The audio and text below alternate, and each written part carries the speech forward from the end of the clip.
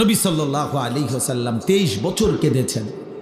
তায়েফের কি পরিমাণ রক্ত ঝরিয়েছেন উর্দু কিতাবে আছে। নবী সাল্লাল্লাহু আলাইহি ওয়াসাল্লাম তায়েফ থেকে যেদিন ফিরে আসছে, এই পুরা দেহ রক্তাক্ত হয়ে, শোনেন, সারা দেহ থেকে এই পরিমাণ রক্ত ঝরেছে। নবীজির পালক পুত্র যায়েদ ইবনে হারেসা রাদিয়াল্লাহু তাআলা আনহু, তিনি সাথে ছিলেন ওই সফরে, তায়েফের সফরে। উনি বলেন, আল্লাহর নবী সাল্লাল্লাহু আলাইহি ওয়াসাল্লামের দেহ মোবারকের রক্ত পায়ের জুতার সাথে পায়ের তালু এইভাবে জমাট বাইধা গেছে রক্তে, আমি খুলতে পারতেছিলাম না। হযরতে যায়েদ বলেন, আমি নবীজির পবিত্র রক্ত দেহের আমি আমার গায়ে মাখতেছিলাম, এত রক্ত ঝরাইছে বাপ।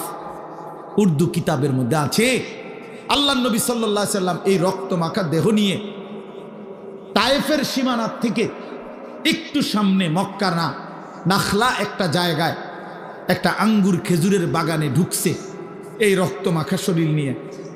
ঘটনাচক্রে নবীজির একজন সবচেয়ে বড় দুশ্মন মক্কার উতবা, আপনারাও নাম শুনছেন, আবু জেহেল, আবু লাহাব, উতবা, সাইবা, নবীজির বিরোধিতাকারী মক্কার কুরাইশদের অন্যতম একজন ছিল উতবা।